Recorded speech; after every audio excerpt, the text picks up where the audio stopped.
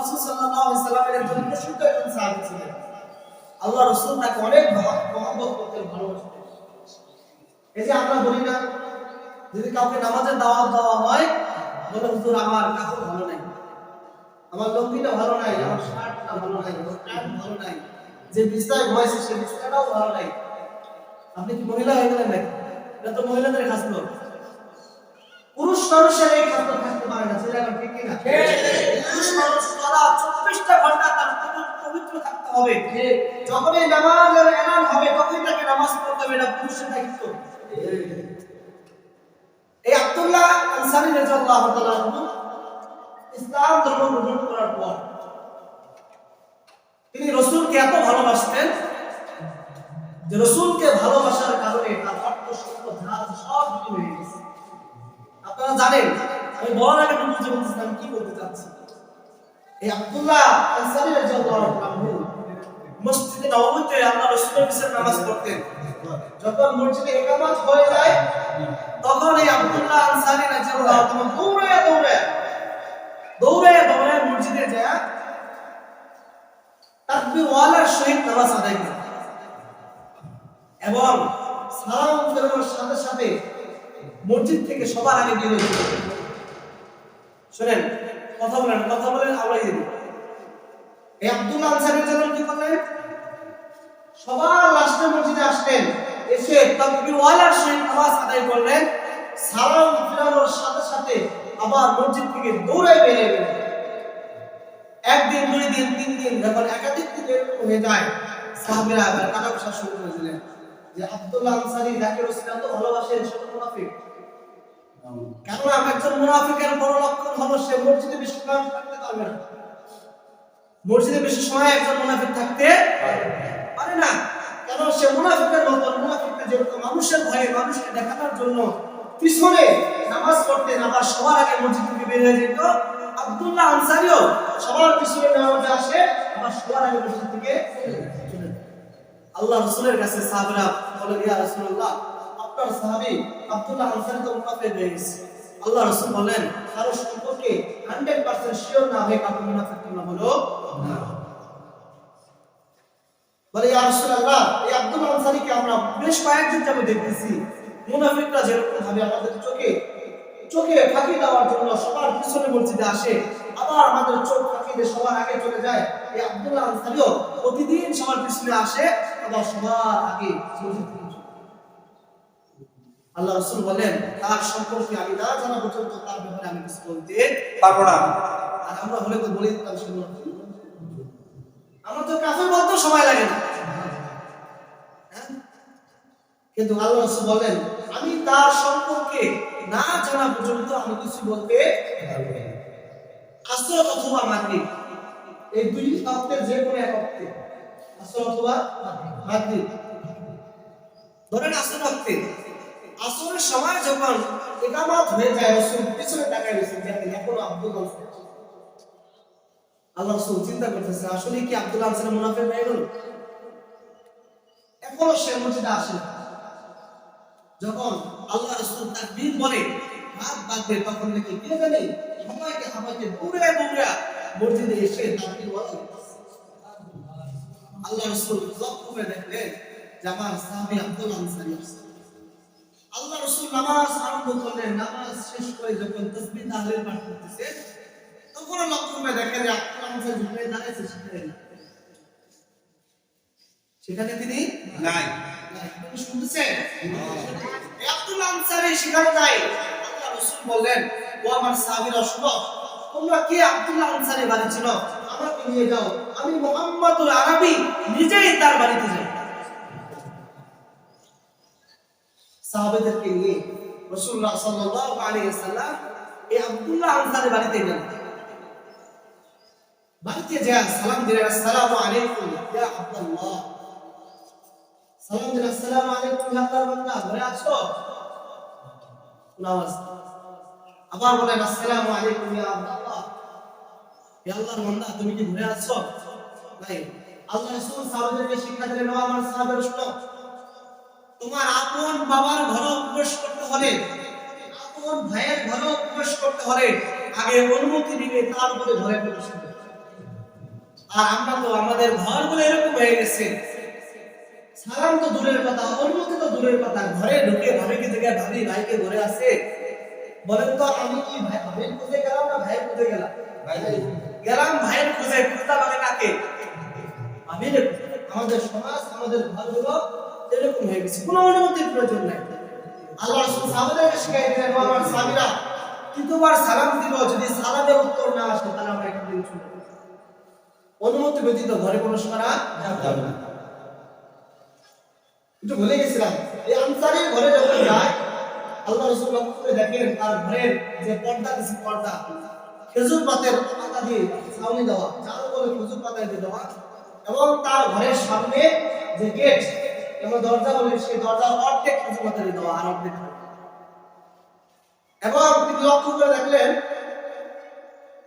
যে তার ঘরের সাথে একটা বাচ্চার হাতের ভিতরে শিকল লাগানো। কি লাগা ভাই? শিকল লাগানো।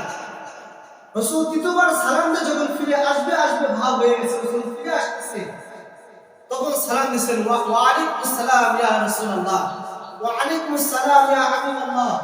যখন সালামের উত্তর দিয়েছে আল্লাহ রাসূল দাঁড়ায় গেলেন। যখন গেট সরেছে আর ওই বাচ্চার এই দৃশ্য দেখছে, তখন পুরো কথা না বলে আব্দুল্লাহ আনসারীকে বলছে, ও আনসারী সাহাবী শুনো, আমি তোমাকে কেন তোমার বাড়িতে আসছি সেটা জানার আগে তোমার কাছে আমার দুইটা প্রশ্ন। কয়টা প্রশ্ন? দুইটা প্রশ্ন। এক নাম্বার প্রশ্ন হলো, ও আব্দুল্লাহ তুমি বলো, তোমার ঘরে যে বাচ্চাকে দেখতে পাচ্ছি এই বাচ্চার পরিচয় কি, কেন বা তার হাতের ভিতরে শিকল লাগানো? আব্দুল্লাহ আনসারীর জন্য দুই চোখের পানি ছেড়ে দিয়ে কান্নার ঠেলায় মুখ দিয়ে কোনো আওয়াজ বের না। রাসূল সাল্লাল্লাহু আলাইহি ওয়াসাল্লাম বলেন, ও আনসারী আমি কি তোমাকে কষ্ট করে কষ্ট দিয়ে ফেললাম নাকি? সাহাবী বলে, ইয়া রাসূলুল্লাহ না না, আপনি আমাকে কষ্ট করে কষ্ট দেন নাই, আমার সন্তানের দিকে তাকায় তাকায় আমার বলে, ইয়া রাসূলুল্লাহ আপনি দেখেন ওই যে একটা খেজুর গাছ দেখা যায়, গাছটা বেঁকা হইয়া, ইহুদির গাছ বেঁকা হইয়া, ইহুদি ধনীত্ববান ধনত্ববান হওয়ার কারণে, ধনী হওয়ার কারণে তার গাছের খেজুরগুলো পেকে যায়, তার সে পারে না, না পারার কারণে খেজুরগুলো পেকে পেকে দুই একটা খেজুর আমার বাড়ির আঙ্গিনায় আসে, আর আমার সন্তান সেখান থেকে খেজুর টুকায় টুকায় খায়। আল্লাহ তাআলা যিনি কিয়ামতের ময়দানে, আমি আনসারীকে জিজ্ঞাসা করে, আব্দুল্লাহ তোমাকে তো আমি মানুষের হক নষ্ট করার জন্য দুনিয়াতে পাঠাই নাই, তোমার বান্দা তোমার সন্তান তো ইহুদির হক নষ্ট করেছে, এই হক নষ্ট করার কারণে তুমি এবং তোমার সন্তান জাহান্নামে। এই একটা ভয়ে আল্লাহ রাসূল, এই একটা ভয়ে আমার সন্তানকে, আমি যখন কাজ ঘর থেকে বের হয়ে যাই, আমার সন্তানকে হাতের ভিতরে শিকল লাগায়া মাগরিব পর্যন্ত সেখানে আটকে রাখি, একদম মাগরিব পর্যন্ত আটকে রাখি, তারপর আমার সন্তানকে ইহুদির একটা খেজুর খাইতে আমি দেই না। কিসের ভয় বলেন তো ভাই? আল্লাহর ভয়। বলি, ইয়া রাসূলুল্লাহ আমি যখন সন্ধ্যার সময় মানুষের খেতে কাজে কাজ করে খেজুর নিয়ে আসি, আমার সন্তানের হাতের শিকল যখন খুলে দেই, আমার সন্তানকে আমার উরুর উপর বসায়া বুকে জড়ায়া যখন আমার সন্তানের মুখে খেজুর তুলে দেই, আমার সন্তান কোনো খেজুর খায় না। তখন আমার সন্তান আমার কাছে নালিশ করে, বাবা খেজুর খাবো না। আমার একটা প্রশ্নের উত্তর তুমি দিয়ে রাখো, কোন অপরাধে, কোন অন্যায়ের কারণে তুমি আমার হাতের ভিতরে শিকল করে রাখছো? বাবা দেখো, তুমি শিকল করার কারণে আমার হাত এবং লাল টক হয়ে গেছে, মনে হয় যে হাত ফেটে রক্ত বের হয়ে গেছে। বলো বাবা, কোন অপরাধের কারণে তুমি আমার হাতের ভিতরে কঙ্কর লাগিয়েছো? আনসারী সাহাবা বলে, ইয়া রাসূলুল্লাহ তখন আমার সন্তানকে আমি কিছু বলতে পারি না, শুধু একটা কথা বলি, ও আমার সন্তান শোনো, তুমি ওই ইহুদির একটা খেজুর খেলে তুমিও জাহান্নামী, আমিও জাহান্নামী, আমি বাবা হয়ে আমার সন্তান জাহান্নামে যাবে, সেটাকে আমি বরদাস্ত করতে পারি না। আর শুনো সন্তান, আল্লাহ আমাকে গরীব বানিয়েছেন, আমি একজন আনসারী সাহাবী, গরীব সাহাবী, তোমার মুখে দুবেলা খাবার ঠিক মতো খাওয়াইতে পারি না, এত আমার কোনো আফসোস নাই। আল্লাহ রাসূল বলেছে, যদি আমরা দ্বীনের পথে দায়েম থাকতে পারি, কায়েম থাকতে পারি, আল্লাহ মৃত্যুর সাথে সাথে আমাদেরকে চিরস্থায়ী জান্নাত। সুবহানাল্লাহ। আমার সন্তানকে বুকে জড়াইয়া ধরে আর ভিতর থেকে এই সান্ত্বনা দেই, আর তার মুখের ভিতরে আমি হুজুরের লোকমা তুলে বলে, ঠিক আছে তোমার একটা প্রশ্ন উত্তর দিলাম, আরেকটা প্রশ্ন, ও আব্দুল্লাহ আনসারী বলো, তুমি প্রতি ওয়াক্তে নামাজে কেন সবার পিছনে যাও আর কেন সবার আগে মসজিদে বেরিয়ে চলে আসো? আপনাদের কষ্ট হইতেছে? আনসারী সাহাবা ইয়া রাসূলুল্লাহ, একটা মাত্র কাপড় আমার দিকে তাকায় দেখেন ইয়া রাসূলুল্লাহ, মাত্র একটা মাত্র কাপড়, এই কাপড় যদি আমার সিনাকে আমি ঢাকি তাহলে আমার হাঁটু বেরিয়ে যায়, আর হাঁটু যদি ঢাকি তাহলে আমার সিনা বের হয়ে যায়। ইয়া রাসূলুল্লাহ, বৈবাহিক জীবন থেকে নিয়ে আজ পর্যন্ত একটা মাত্র কাপড়, এই একটা কাপড় থাকার কারণে ঠিক মতো আমি মসজিদে নববীতে যাই, মসজিদে সময় দিতে পারি না, সবার পিছনে যাই আবার সবার আগে চলে আসি। ইয়া রাসূলুল্লাহ, এই পর্যন্ত শুধু নয়, আপনি আমাকে পরপর 3 বার সালাম দিয়েছেন, আপনার সালামের জবাব আমি দেই নাই। ইয়া রাসূলুল্লাহ, আপনি আমাকে বলেছেন আব্দুল্লাহ, আমি তোমাকে সালাম দিলাম, একবার শুনবা না, দুইবার শুনবা না, তিনবার দিলাম, তারপর তুমি শুনলা, তার মানে কি তুমি সালাম শুনেও তুমি জবাব দাও নাই? বলছে ইয়া রাসূলুল্লাহ, আমি আপনার সালাম শোনার পর জবাব দিলে এই জন্য যখন আপনি প্রথম আমাকে সালাম দেন তখন আমি বর্তমানে উলঙ্গ, আমার বিবি আমার এই কাপড়ের টুকরা নিয়ে নামাজ পড়ছে, সুবহানাল্লাহ। আবার যখন দ্বিতীয় সালাম দেন তখন আমার স্ত্রী কেবলমাত্র সালাম পেয়েছে, ওই অবস্থা আমি সালামের উত্তর দেই আর আমার বেরোতে যদি বিলম্ব হয়, আপনি কষ্ট পান, তাহলে তো আমি এটাকে বরদাস্ত করতে পারবো না। ইয়া রাসূলুল্লাহ, এই জন্য আপনার দ্বিতীয় সালাম আমি দেই নাই, উত্তর আমি দেই নাই। তৃতীয়বার যখন সালাম দেন আমার স্ত্রীকে তাড়াতাড়ি করে বললাম, তাড়াতাড়ি বলতে নাও, কাপড় দাও, আমার রাসূলের সামনে বেয়াদবি হচ্ছে, আমি তাড়াতাড়ি আমার রাসূলের সামনে।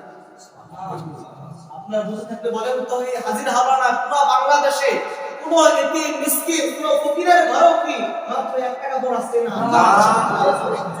বলেন না, আনসারী সাহাবীর মতো পুরো পৃথিবীতে আজ অবধি একজন মানুষ আর খুঁজে পাওয়া, কিন্তু ওই আব্দুল্লাহ আনসারীর মতো একজন নামাজি খুঁজে পাওয়া অনেক। আপনি